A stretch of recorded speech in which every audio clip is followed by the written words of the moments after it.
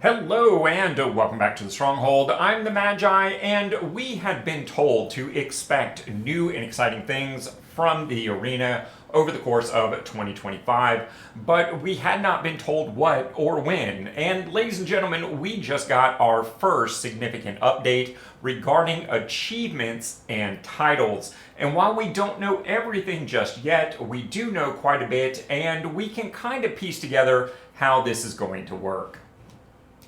But before we get into all that, take just a moment to like, comment, and subscribe, because that kind of thing really keeps this boat moving. Now, what were we talking about? Oh yeah, right. All right, so let's get into what we do know.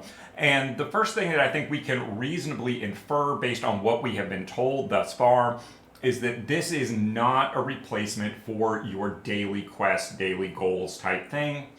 And the rewards for winning are not going away.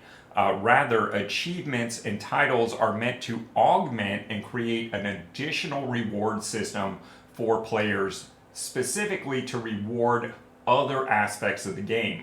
And in fact, there's three things that they told us absolutely right from the start.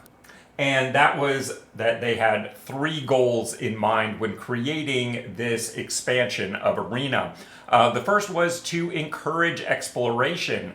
And I quote, "Arena offers an array of ways to engage with Magic the Gathering, and with achievements, we want to embrace the achievement, focus on rewards for playing matches rather than simply winning. This encourages experimentation and trying new things. But don't worry, if competition is your cup of tea, we've got you covered." As a second goal, they stated that providing engaging content for everyone was pretty front and center. Achievements should deliver fun and novel challenges for the widest variety of players, whether you're learning the fundamentals of each color, are a longtime Brawl fan, or want to show off your competitive mettle. We kept how you play in mind when designing the milestones and challenges. We have 113 achievements at launch.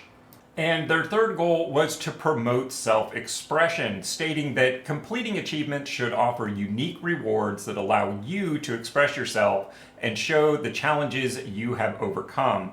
To that end, we've created brand new avatars, phrases, stickers, and sleeve to celebrate your achievements. All of this, of course, comes from the Mothership's announcement and Grant Reed's article on the subject released on February 3rd, 2025. And again, from this, we can infer that this is not going to affect the existing daily play quests or win tracking and rewards, that this is designed to be an enhancement to that, and a very broad enhancement from 113 achievements at launch, with the implication that they plan on adding new ones, potentially with every new set.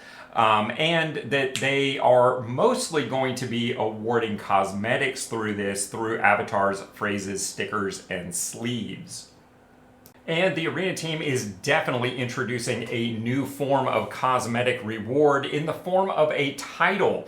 And this is basically going to be a nameplate right under your existing avatar nameplate anytime you enter a match or in the match screen itself. I presume these will also be available visually on your friend list and in the chat system within that.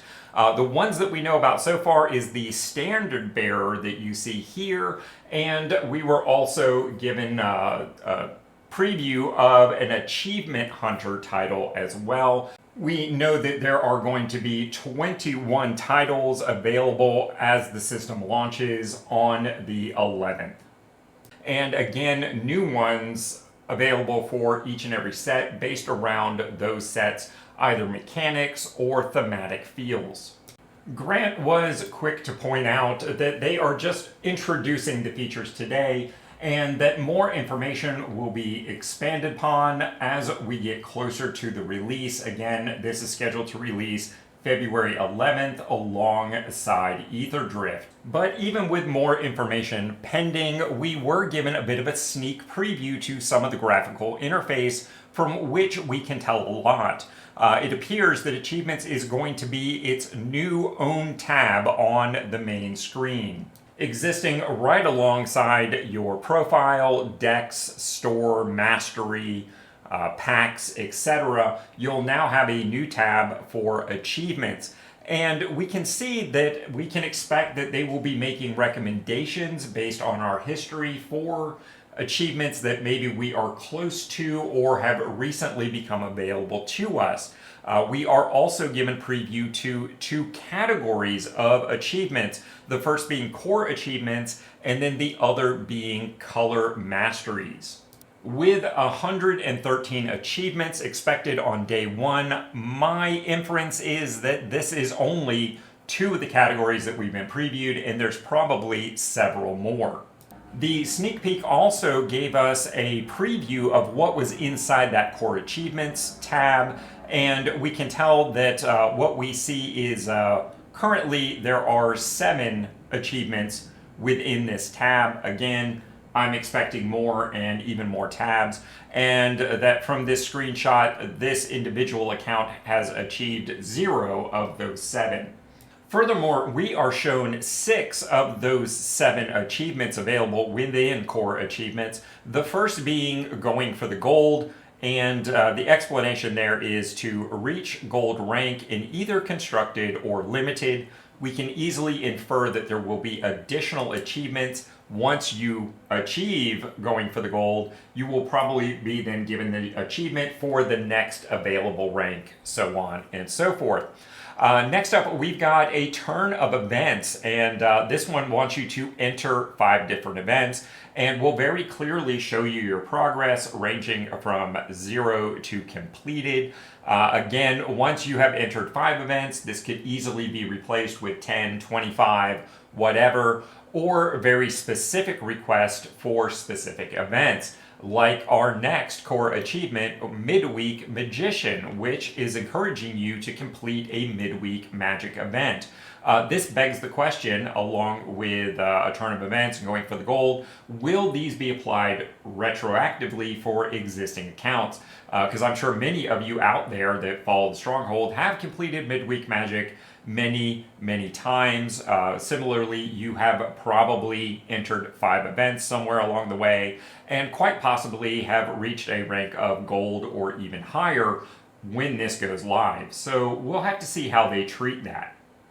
And frankly, even if it doesn't go retroactively, at least the ones that we're seeing are not hard to achieve, even if we aren't given any progress for past play. Our next core achievement is definitely pushing the cosmetic agenda on Arena. It's known as being a stylish spell slinger, which wants you to play a game with 4 or more cosmetics equipped. Not hard to do, but we see what you're doing there, Arena. As our 5th known achievement, we've got First Favorites, which wants you to favorite a visualization for each of the 5 basic land types. Again, this is one of those things that many of us have already done, so hopefully we get credit. It would be a little tedious to go in and unfavorite them and then have to refavorite them, but you know, it is what it is. The final of the known core achievements is an orb tracker that wants you to spend 5 mastery orbs. I think this is a fantastic sign that 5 mastery orbs is achievable even for free-to-play players that aren't buying the mastery pass as of yet. This is one of those that everyone can scratch off within their first season with just doing daily play. If we look a little bit above these individual achievements, we're going to see a progress bar there. And once you have completed 2 of these achievements, you get your first reward. That looks a little bit like wildcards, but my guess is this is probably going to be some sort of low-level ICR reward, although I would be very happy to be wrong and get some additional free wildcards here. Then on achievement 3 and 4, you don't necessarily receive an award here, but then we get at number 5 something that looks like like a crown. And I'm guessing this is probably some sort of title, like Solid Starter or something like that, just given the nature of the achievements and the core ideas going on here. Again, at 6, you don't get a specific reward, at least not from what's listed here. And then at 7, we get something that looks suspiciously like a sticker. So my guess is that's exactly what it is. You're going to unlock some sort of core achievement sticker that can only be received in this manner, and might even periodically change to signify older accounts versus new accounts. We'll have to see how that actually plays out. The second category that we had previewed to us was color masteries, and I think it's very easy to envision this as being an extension of what we see in Daily Quest, where instead of casting 20 or 30 spells of a specific color, they have longer term goals like 100 or whatever might be the case, and that each of those achievements as achieved would then lead to bigger number. Ultimately, it might cap out at something like having cast your 1 millionth red spell. Lots of different things they could be doing there in that regard, just to give you small milestones and rewards. Similarly, in color masteries, we might also see achievements built around building a deck of certain color combinations. While we are currently getting all 5 of the monocolors and all 10 of the dual color decks, they could easily encourage you to build decks of 3 or more color combinations, or maybe even to cast multicolor spells in different combinations.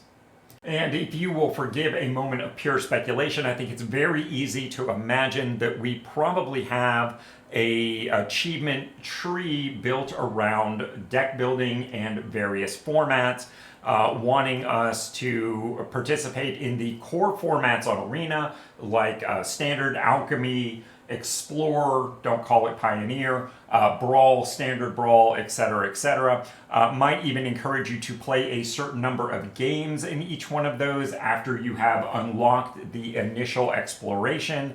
And of course, every time you achieve one of those goals, it can simply be replaced by a new achievement mark of bigger number. I am also intrigued by the midweek magician of the core achievements. My hope is that once you have unlocked that and participated in one, that maybe then you get a brand new tree that encourages you to participate in every form of midweek magic, like Historic Pauper, Momir, even Golden Pack Sealed, for heaven's sakes. There's so many variations, and of course, as midweek magic continues to evolve, you can just simply add new achievement unlocks there with new categories and formats, and really encourage people to branch out and experience more of midweek magic and what it has to offer.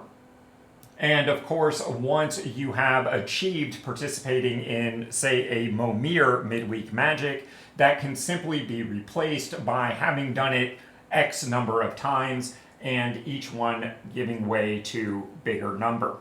It is equally conceivable that we will see other achievement trees built around creature types, spell types, etc., where the idea is to cast an ever-increasing number of said attribute. And lastly, on this aspect, I think we would be naive to assume there will not be one or more achievement trees built around making certain hard currency purchases, as well as potentially soft internal currency purchases as well. Maybe with achievements like having bought various gem packages, wildcard packages, etc., etc. And it is very likely that the achievement packages built around hard currency purchases will be much more likely to have more meaningful rewards like wildcards, gems, etc., etc. Hopefully they don't push this so far as to alienate people, but to rather offer rewards for people that were going to do it anyway. All in all, I think this achievements concept and the titles that go along with it are going to be a good thing for Arena. Anytime we encourage diversified play and the inclusiveness that promotes, it's bound to be a good thing. Hopefully this might even result in overall a less sweaty arena for those that use that terminology, where it's not all just about winning all the time, but rather enjoying the game and finding the ways of playing it that work for you. I truly hope that, in particular, new players realize that these achievements can be achieved through normal everyday play. I'd hate to see this result in bad behaviors like we see in some of the daily quests, where people just play bad decks to achieve them as quickly as possible, as opposed to just playing a good deck that incidentally does things like destroy creatures.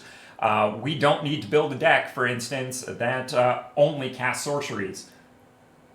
Good decks are going to do that from time to time, and you will unlock these achievements accordingly. Of course, all of this is based on my speculations and assumptions, and we will most likely have to wait until next Monday, February 10th, before getting any more information in any large quantities. That's generally what they do, is drop this stuff right before the release.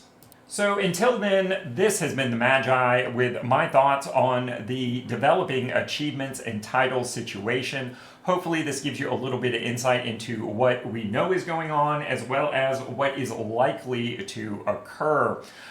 We will be continuing to cover this, and of course we will be talking about it on stream as well on release date, almost certainly.